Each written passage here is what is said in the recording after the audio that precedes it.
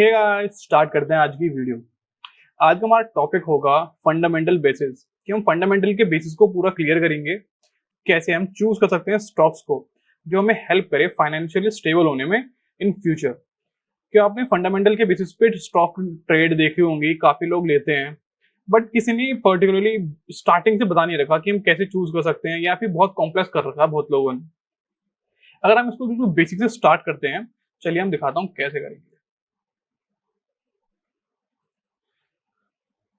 अगर हम बेसिक से स्टार्ट करना चाहते हैं, तो हम देखते हैं पहले हम कंपनी में हमें क्या क्या देखना चाहिए जो बिल्कुल बेसिक होता है। अगर हम कंपनी चूज कर लेते हैं, XYZ कंपनी है, उसमें हम फर्स्टली स्टार्ट क्या करेंगे, हम कुछ सामान लेके आएंगे, वो हो गए असेट्स हो गए हमारे। उसके बाद हम उसमें सामान जैसा रखेंगे जो हमारा प्रीवियस सामान पड़ा होता है, जो उसको हमारा इन्वेंट्री बोलते हैं। इसके बाद आता है हमारा रेवेन्यू, कि कंपनी में हमारा सारे एसेट्स आ गए, हमारी इन्वेंट्री हो गई पिछले साल की। और एक फिर हमारी स्टार्ट होती है रेवेन्यू, कि मार्केट में सेल्स होना स्टार्ट हुई है। जितनी सेल्स बढ़ेगी उतना कंपनी का अच्छी होती है। फिर लास्ट आता है एक्सपेंस, कि उस सेल्स को जनरेट करने में कितना खर्चा हुआ है, इम्प्लॉइज को लेके या तुम एडवर्टाइजमेंट को लेके कर सकते हो, सारे खर्चे उसमें आ जाते हैं हमारे। अगर हम रेवेन्यू माइनस एक्सपेंस करेंगे, हमारा निकल जाएगा प्रॉफिट।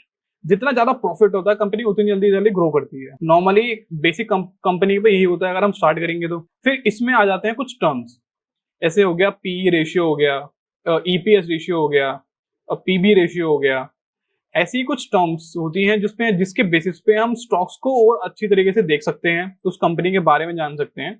जैसे इसमें बहुत सारी चीजें होती हैं, जैसे कि इसमें प्रोमोटर होल्डिंग होती है, रेवेन्यू होता है कितने साल तक का होता है, इसमें सेल्स होती है, प्रमोशन होता है, डिविडेंड होता है। इन सब चीजों को देख के हम उस कंपनी के बारे में जान सकते हैं कि कंपनी फ्यूचर्स में कैसा काम करेगी या कैसा करना चाहती है।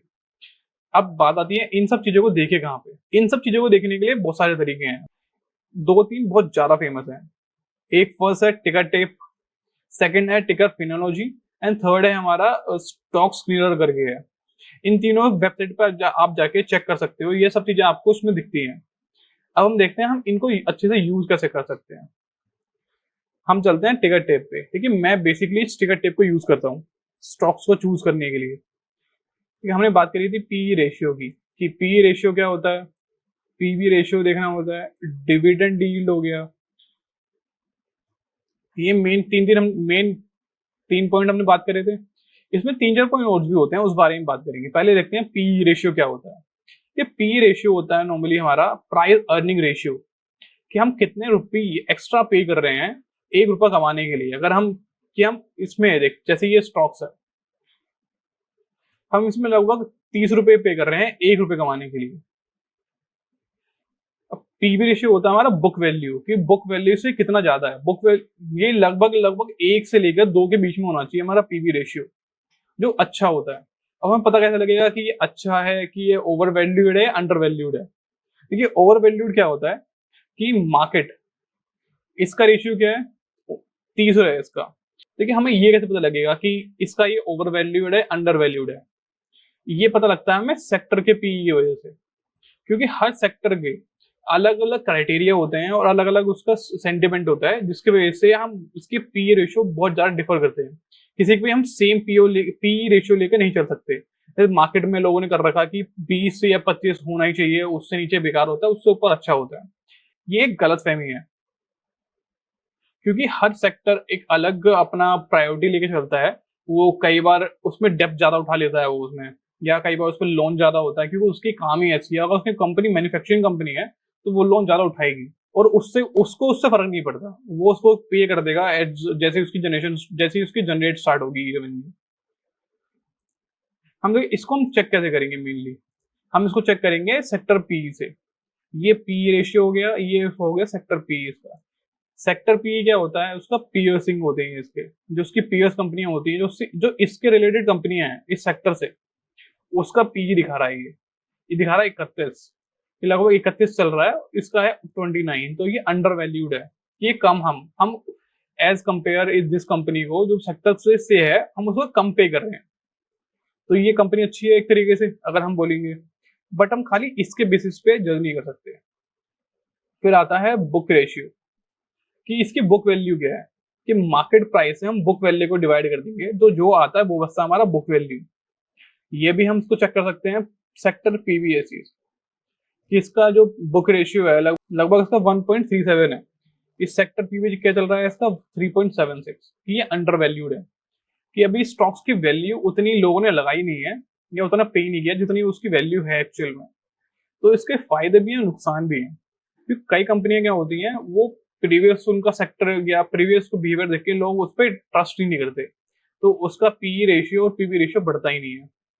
तो इसका मतलब ये तो है नहीं कि वो कंपनी अच्छी होगी या कि उसका वो अंडर वैल्यूड है हम तो खरीद लेते हैं। ये बहुत सारी चीजें देखनी पड़ती हैं इसके बेसिस पे। देखिए ये कंपनी डिविडेंड भी पे कर रही है, ये होता है परसेंट कि उसका रेवेन्यू के जो उसका प्रॉफिट है उसका 0.3 यानी परसेंट ये डिविडेंड पे कर देती है हर साल लगभग। अब हम चलते हैं दूसरे इस पे। देखिए ये सब देख लिया हमने, फिर इसमें आता है ईपीएस।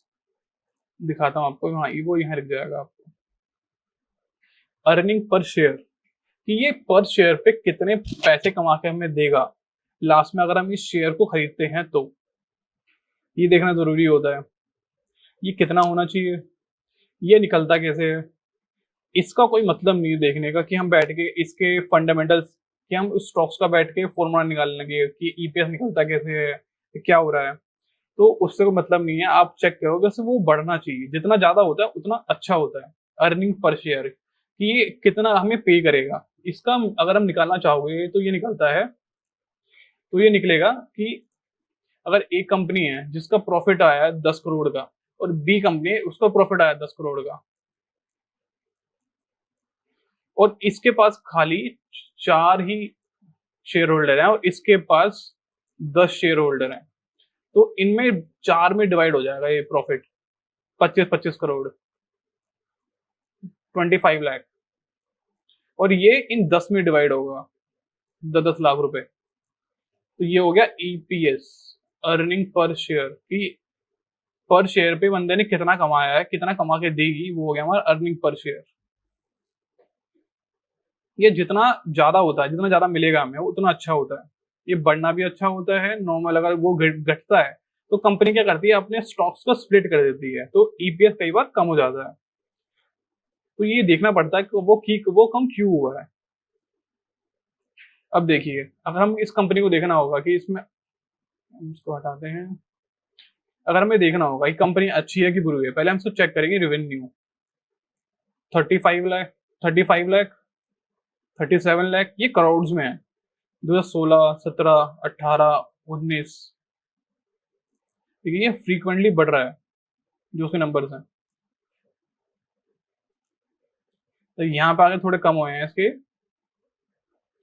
1,32,000 हो गया डायरेक्ट, फिर से 1,21,000 हो गया, 97,000 से ये सीधा कट के यहाँ घुसा जा रहा है। अच्छा नहीं, ये 1 लाख है और ये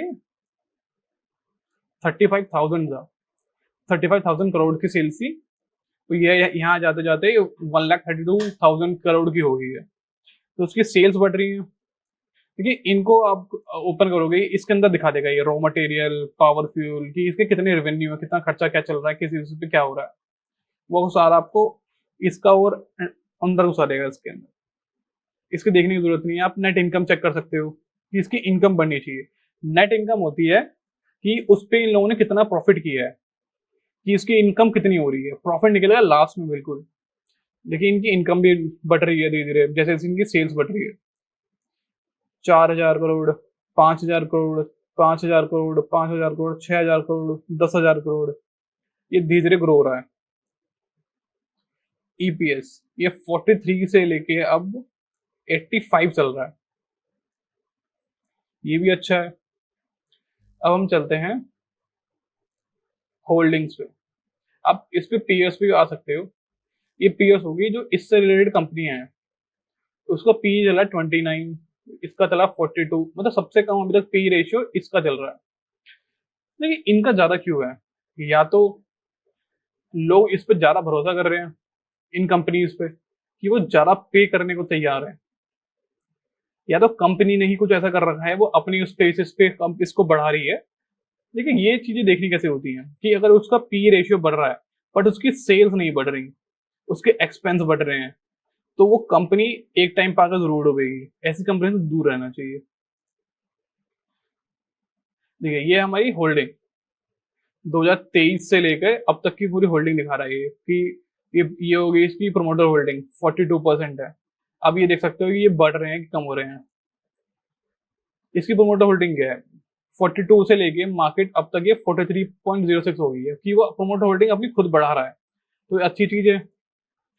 म्यूचुअल फंड्स भी बढ़ रहे हैं इसमें, डोमेस्टिक इंस्टीट्यूशन थोड़े कम हो रहे हैं इसमें, फॉरेन इंस्टीट्यूशन में लगभग बराबर हैं, जो थोड़े बहुत में आगे पीछे हो रहे हैं।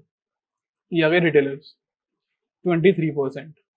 देखिए एक चीज तो है जो इनकी फिक्स रहनी चाहिए कि रिटेलर्स पे 10% से ज्यादा स्टॉक्स नहीं होने चाहिए, क्योंकि जैसे ही अगर प्रोमोटर को निकलना होगा वो इन रिटेलर्स को धीरे धीरे निकालता रहता है, धीरे धीरे बेचता रहता है और एकदम आके चुप निकल जाता है मार्केट से बाहर।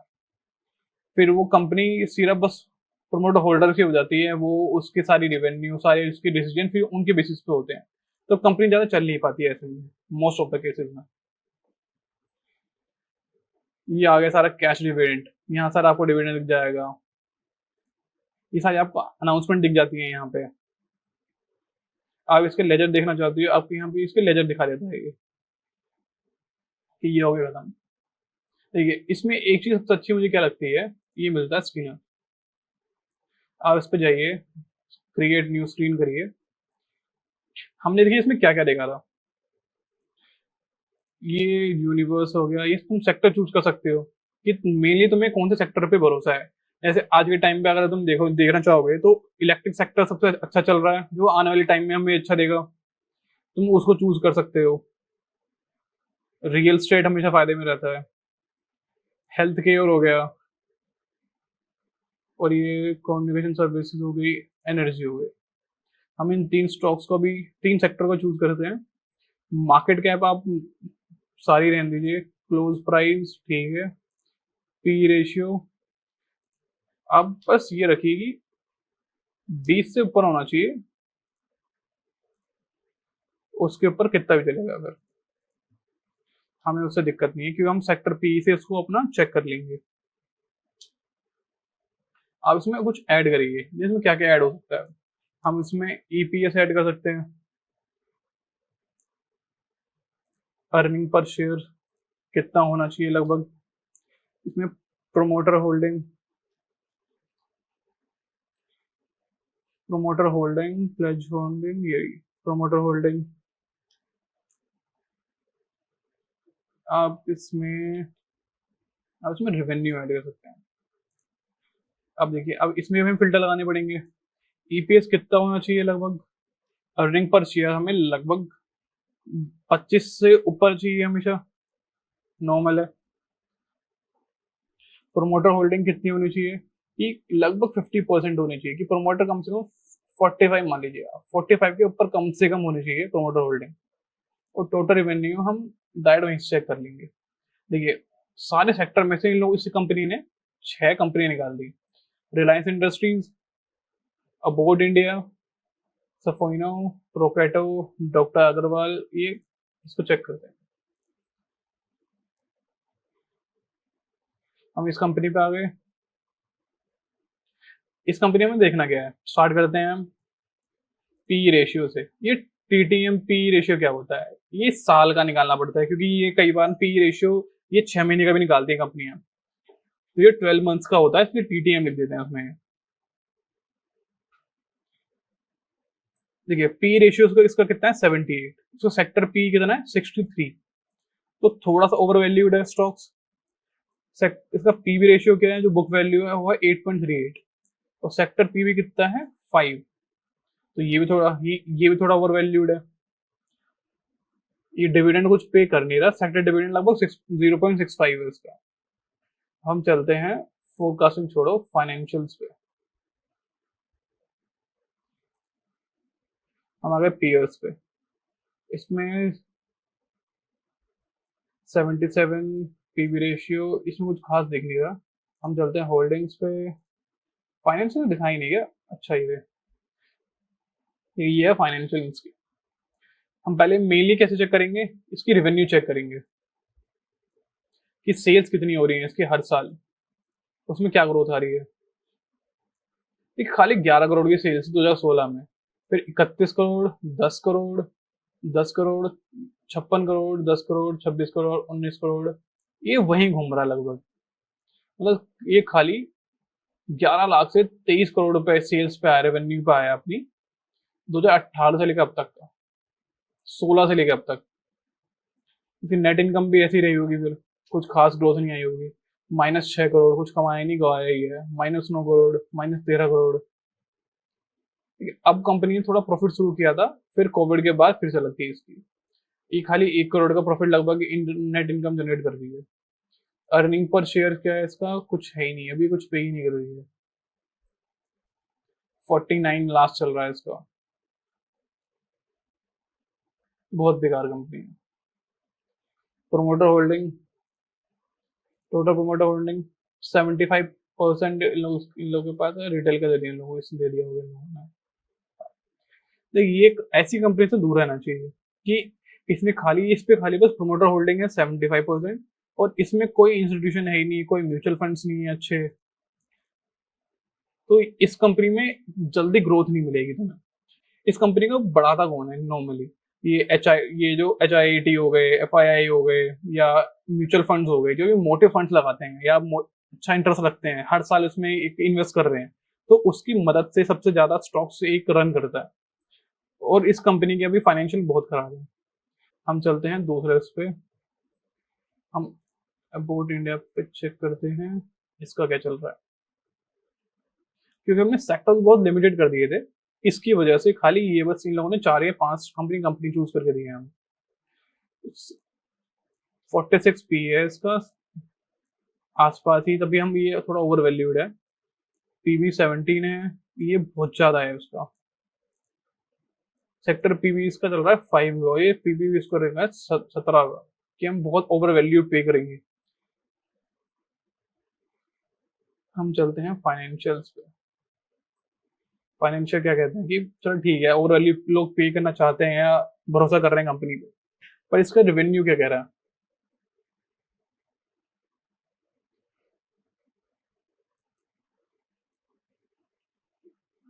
2500 करोड़, 3000 करोड़, 3.5, 4, 5, 6।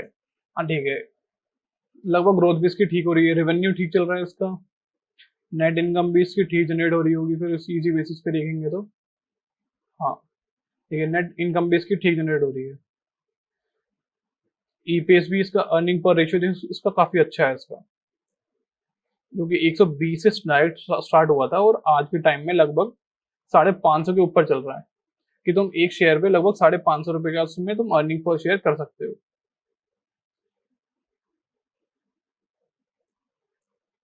थोड़ा ओवर वैल्यूड है कि लोग इस पे भरोसा कर रहे हैं और एक एक्स्ट्रा पे करने को तैयार है।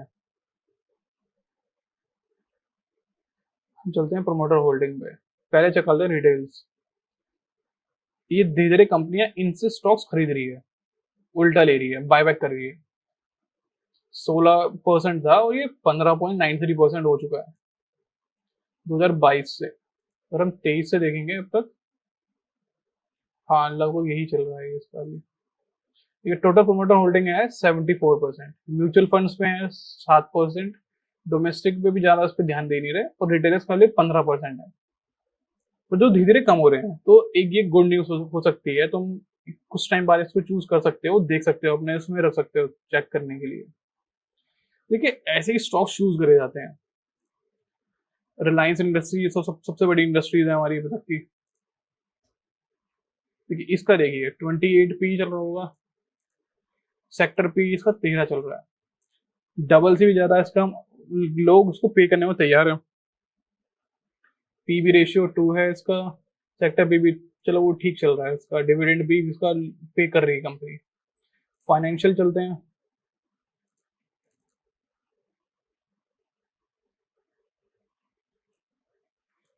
मार्केट 2500 करोड़ से 2.5 लाख, 2.5 लाख हो गया, 2.5 लाख से सीधा मार्केट पहुंची है 9 लाख करोड़ पे।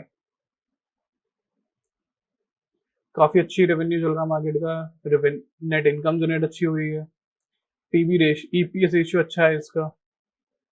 देखिए इससे पहले जो हमने अबाउट इंडिया देखा था, उसका EPS रेशियो ज्यादा अच्छा था इससे, क्योंकि वो कंपनी एक अभी स्टार्टअप कंपनी है एक तरीके से, जो अभी एक अच्छा पे कर रही है एम्प्लॉइज को, अर्निंग पर शेयर ज्यादा दे रही है,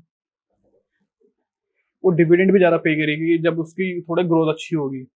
ऐसी कंपनी में लगा सकते हो अगर उसकी रेवेन्यू अच्छा ग्रोथ हो रहा है तो। थोड़ा वेट करो 1-2 साल, अगर उसकी रेवेन्यू एकदम से जंप डबल जंप कर जाता है तो वो कंपनी तुम्हें काफी अच्छा पे कर सकती है। प्रोमोटर होल्डिंग कितनी है इसमें? 50 थी इसके पास, वही घूम रही है। म्यूचुअल फंड्स हो गए, डोमेस्टिक हो गया, फॉरेनर इंस्टीट्यूशन हो गए और रिटेलर्स हो गए 10%। देखिए ये कंपनियां होती हैं अच्छी कंपनियां। आप ऐसे चूज कर सकते हो, अपने सेक्टर को सिलेक्ट कर सकते हो। आप इसमें कोई भी सेक्टर सेलेक्ट कर सकते हो, उसे रीसेट करिए, सारा रीसेट हो जाएगा। आप इसको अगर डायरेक्ट अप्लाई करोगे ये सारे स्टॉक्स आपको दिखा देगा, कंपनी में कितने स्टॉक्स हैं, कितने होने चाहिए। 5,000 कंपनी के तुम चेक कर सकते हो। सेक्टर वाइज हो गया अलग अलग इसमें, जैसे कि आप अगर देखना चाहोगे,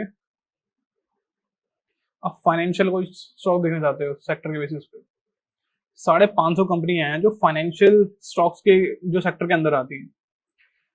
ऐसी इंफॉर्मेशन जानने के लिए हमारे साथ जुड़े रहें। हम वीडियो करते हैं खत्म। Thank you.